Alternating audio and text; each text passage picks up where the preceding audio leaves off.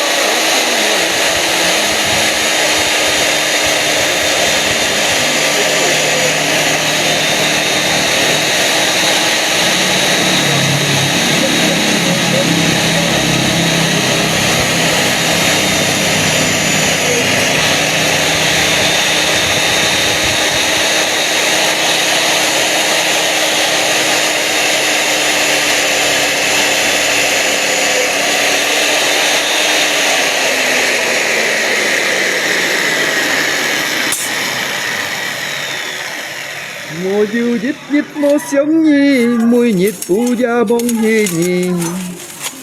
每日禮拜打天花，ทั้ง夜sangยิ้มnhan chớp. Kéo tôi chân dịch thải bà lại nha.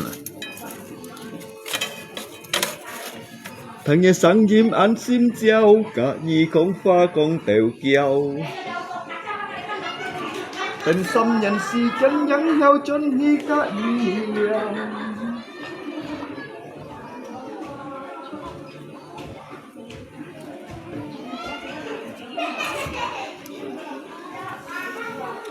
Bù giang có chín chít ăn thôi có mùi nhiệt mùi già ta tàn cho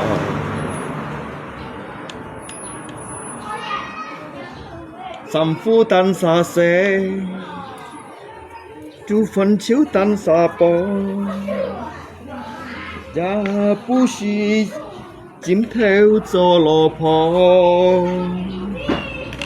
bù giang có chim chít ăn thôi có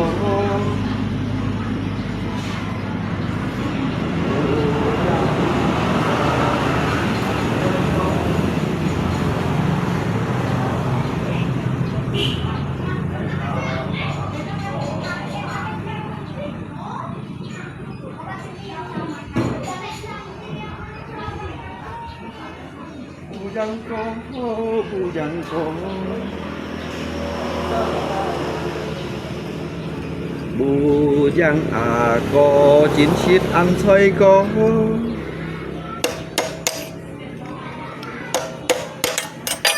mùi nhiệt chiều hè ta tàn thò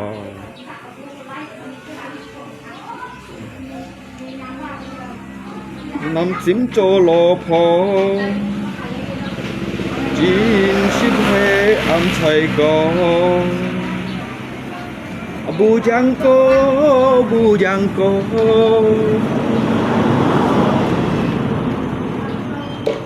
bù giang có chín chít ăn thôi có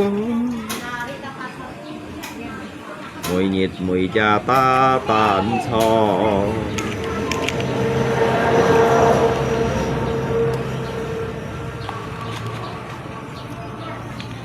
bù giang có bù giang có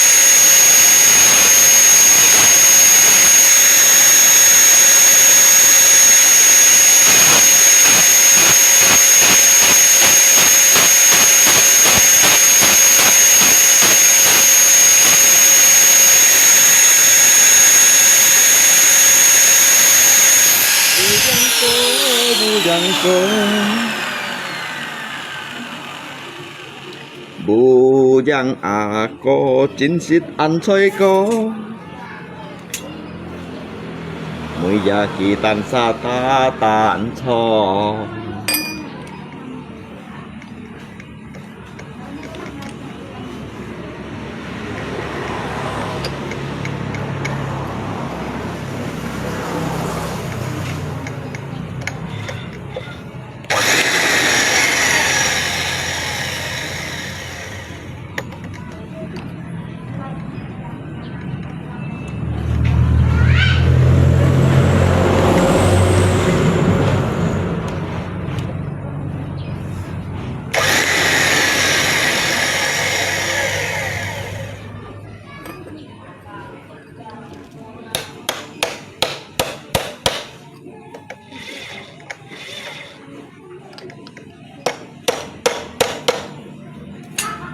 Bujang ko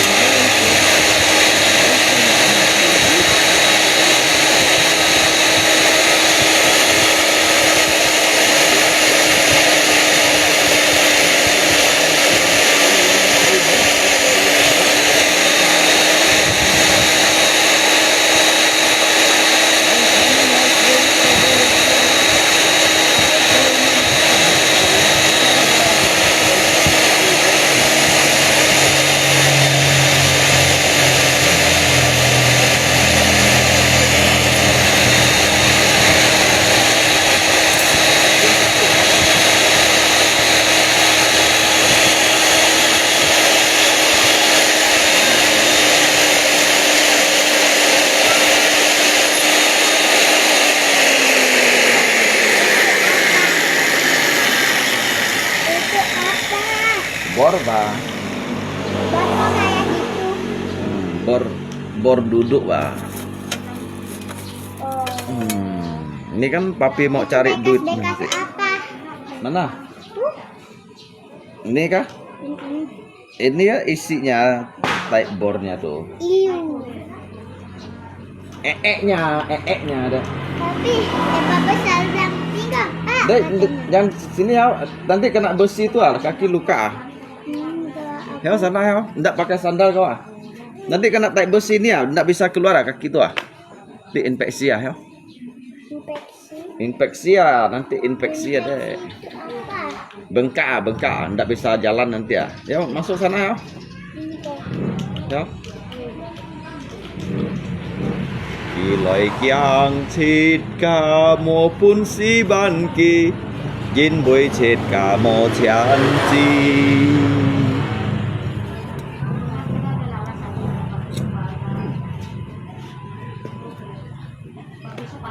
Xiong tô bong bay ngày han khéo cày chi xí Cũng nhìn khăn chẳng gì tôi xí Thu ở lý đâu xây chéo cái komentar lại Let's xây chéo cái komentar hả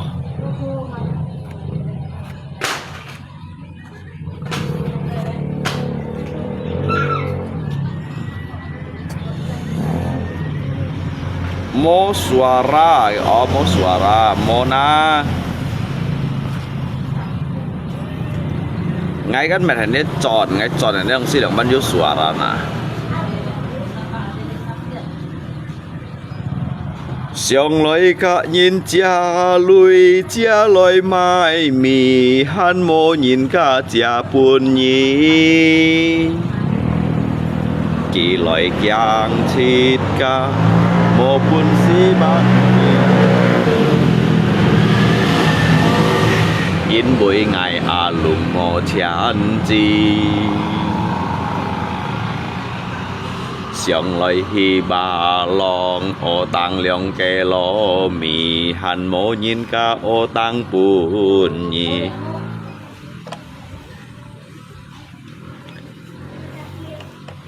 Nhìn sân hê sang tô khiêu Chiếu tông tô khu Mùi nhít chê nhông cháy trong ngô tù Xiong loi hiong chín loi tùy ngay treo Ngay tông thì dịp theo kèo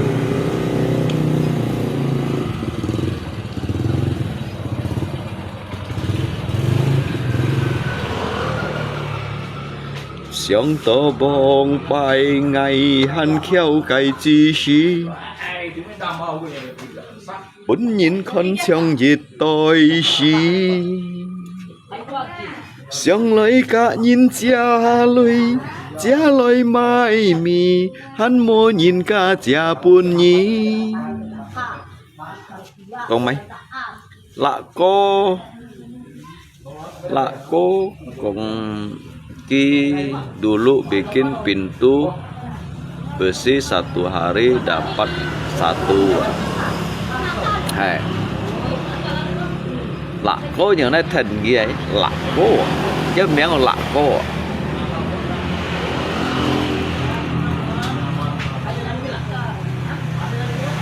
Ka bây giờ các cái cầm còn lên thiên ghi rồi mày cầm gì bốc bài ghi rồi đâu lên thiên đâu ghi rồi rồi lên thủy đâu ghi rồi lạ cô mà sao cầm thành lạ cô mới miếng một cậu mới miếng một thành lạ cô chỉ cách thành lạ cô sao đấy giống giống chỉ sao đã cậu giống như mấy đồ gì theo sọ như eo xong cái tuần hàng tặng này đó kêu chẳng xí cái châu xin đó lạ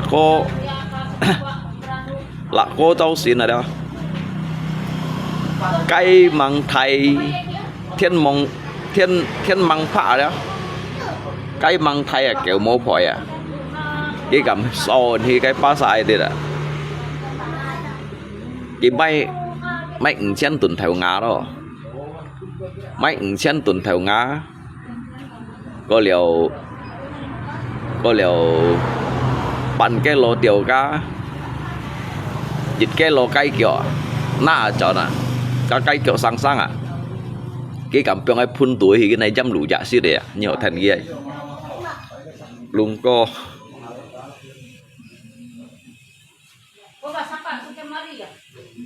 lạ có tiệp tàu hồn hay cái thiên chọn cái bù thiên này nhìn cái bù thiên này nhìn à cái bù thiên này nhìn bà cắn cái bùn xì trong cái thiên này nhìn à trong thiên này nhìn à kìa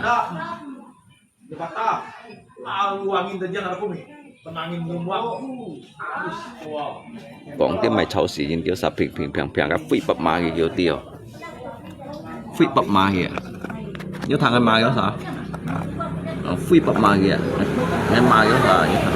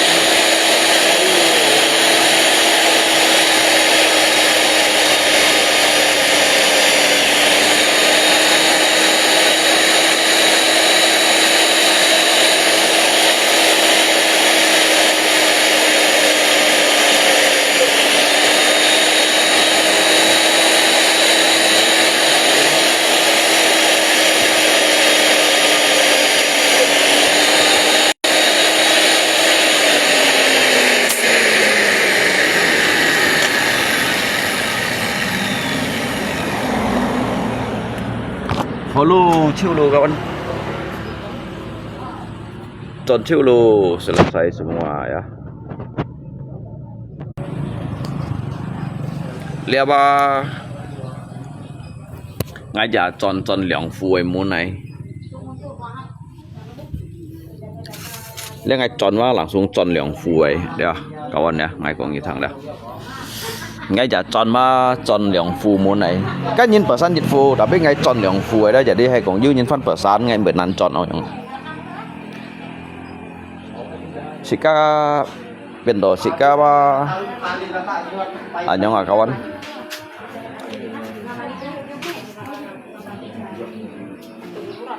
Sika lai du hanoa. Mày. Bang Lung. Oi. Boleh nggak Eva tempel gambar Indonesia Eva di sini? Oh boleh, cantiknya. Siapa yang gambarnya tuh? Eva. Cantiknya. Boleh? Boleh, tempel lah. Tapi tempel pakai. Tempel agak tinggi sedikit ya, sini. Sini. Situ kan kelihatan. Tempelnya pakai apa, Pi? Tempelnya pakai ini. Tapi pegang dulu. Aku ambil. Nên cái bài xả lihat mấy là xả lihat Indonesia Raya khí đấy ạ.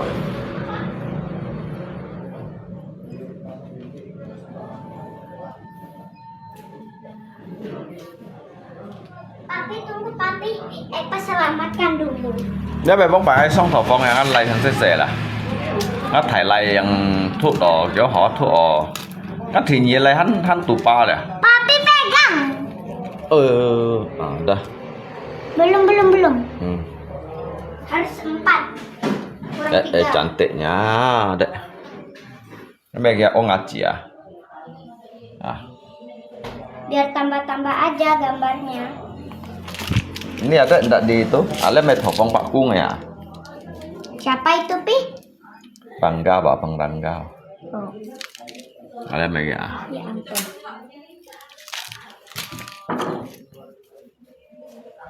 Uyawan yang de kanjie, wo chu ta te wen ro, chớ sơ ilu phang chữ tai tình hô. Lên ngáp thì nhảy, chín yun chén à, chào, chín yun loy. Cing dan pan. Foto dedek yang bayi itu enggak ada sini ya?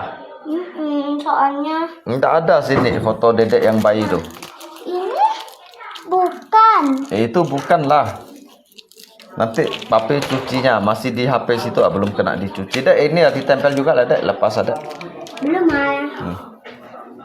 Mana sih? Mẹ, alay. Bố mày saya jangan thải cái tay lên bên cái là kawan.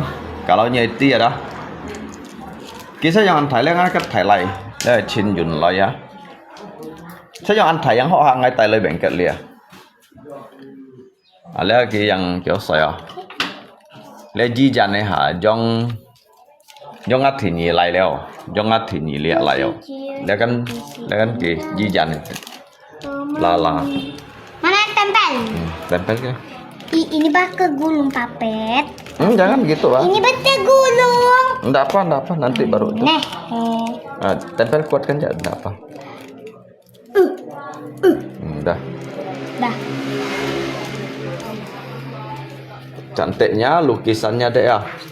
Iya. Indonesia Raya kan nih kah? Iya, Eva dapat nilai B. Nilai B berarti baik. Hiduplah Indonesia Raya kan dek kan? Indonesia kebangsaanku, bangsa dan tanah airku. Marilah kita bersatu.